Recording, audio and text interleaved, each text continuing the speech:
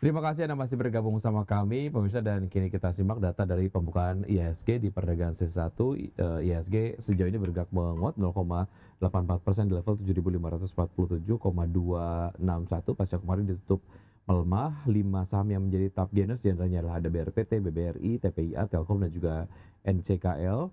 Kemudian top losers 5 diantaranya adalah ada INKP, PANI, PIVA, dan ERA.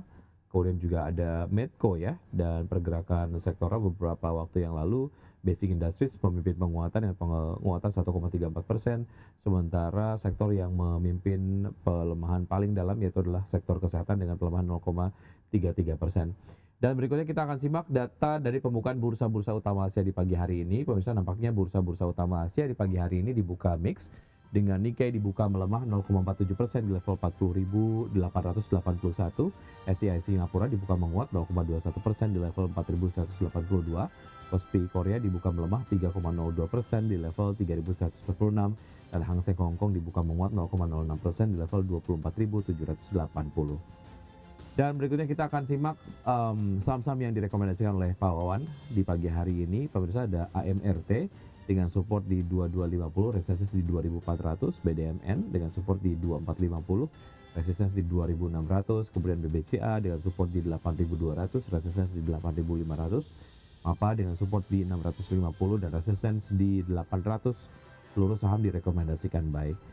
Ya, baik Pak Wawan, kita lanjutkan pembahasan. Kini kita masuk ke saham-saham yang Anda rekomendasikan di pagi hari ini. Ada AMRT. Apa yang menarik dari AMRT, Pak Wawan? Ya, laporan keuangan AMRT itu relatif sangat baik ya. Dia masih mampu tumbuh laba bersihnya sekitar 6% menjadi 1,8 triliun, dan juga profit marginnya itu terjaga di sekitar 3%. Memang relatif kecil karena AMRT kan memang toko retail begitu ya. Tetapi yang menarik adalah gross marginnya itu AMRT cukup tinggi, itu di sekitar 21%.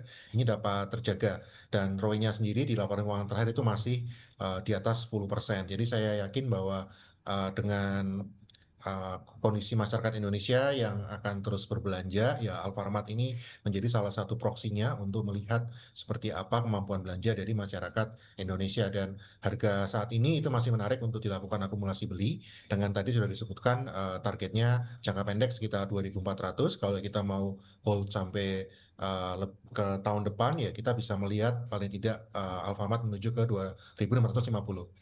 Walaupun memang beberapa waktu yang lalu PHK sempat ramai dan juga ini diinformasikan dapat berdampak kepada daya beli dari masyarakat ya. Artinya secara kebutuhan masih ada kebutuhan-kebutuhan pokok yang akan diprioritaskan oleh masyarakat untuk tetap dibeli begitu. Itu yang kemudian membuat Anda merasa optimis terkait dengan Alfamart begitu ya Pak Wan ya. Ya betul, karena terlihat bahwa dari sisi penjualan itu Alfamart masih mampu meningkatkan penjualannya ya.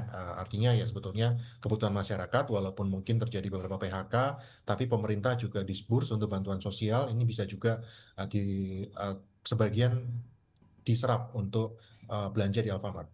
Baik, walaupun memang secara karakteristik berbeda dengan saham-saham berbasis retail lainnya, apa yang sebetulnya secara peers begitu valuasi untuk AMRT dibandingkan saham saham retail lainnya seperti apa Pak Wawan?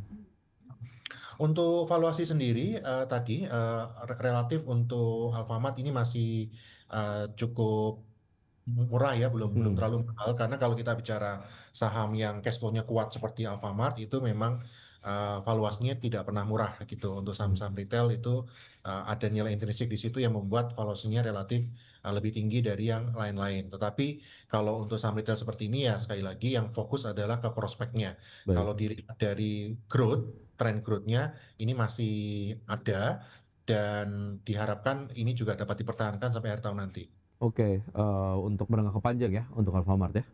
Betul. Baik, dari Alfamart kita ke BDMN, Pak. Tadi walaupun memang sudah dibahas sedikit, selengkapnya seperti apa untuk BDMN?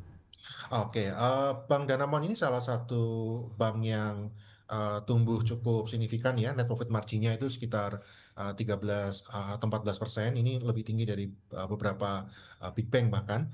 Dan dari sisi valuasi juga lebih murah, karena Bank Danamon itu bahkan PBV-nya cuma di bawah 0,5. Jadi ini relatif murah sekali bisa dibandingkan dengan BCA misalnya yang PBV-nya mahal. Tapi tentu saja dua bank ini memang memiliki karakteristik yang berbeda. Jadi saya sarankan memang untuk sektor perbankan dengan suku bunga sudah turun, seharusnya memang ke depannya itu akan diuntungkan dari sisi pertumbuhan kredit. Nah, Bank Danamon ini salah satu yang permodalannya cukup kuat. Kita bisa harapkan ini juga akan tumbuh di tahun ini maupun tahun depan. Sehingga saya suggest untuk Bank Danamon bisa dilakukan akumulasi beli pada level saat ini di sekitar 2.450-an. Untuk targetnya tadi jangka pendek itu targetnya ke 2.600-an dan kalau kita mau hold lebih panjang tahun depan ya kita melihat ke angka 2.800. Baik, dari BDMN kita ke BBCA, tadi kita belum sempat membahas level masuknya ataupun secara teknikalnya belum dibahas Pak Wawan, silakan dilanjutkan untuk BBCA.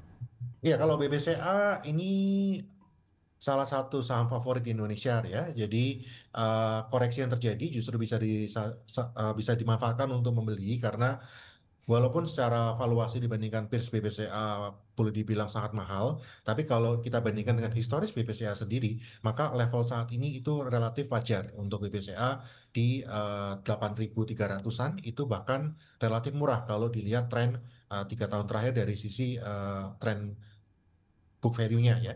Jadi untuk BBCA target jangka pendek bisa kembali ke 8.500 dan untuk setahun ke depan harusnya BCA akan bisa kembali ke level 9.000 sampai 9.500. Baik, dari sektor retail ada MAPA yang Anda rekomendasikan juga untuk buy, Pak Wawan, seperti apa?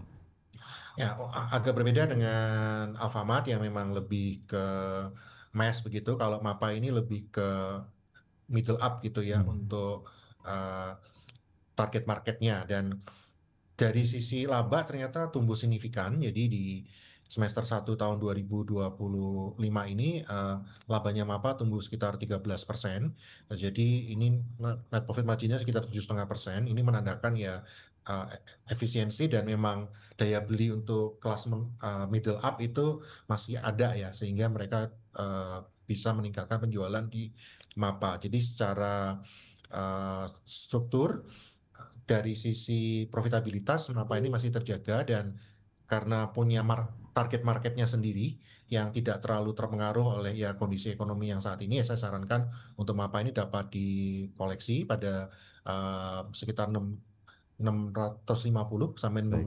680 untuk baiknya.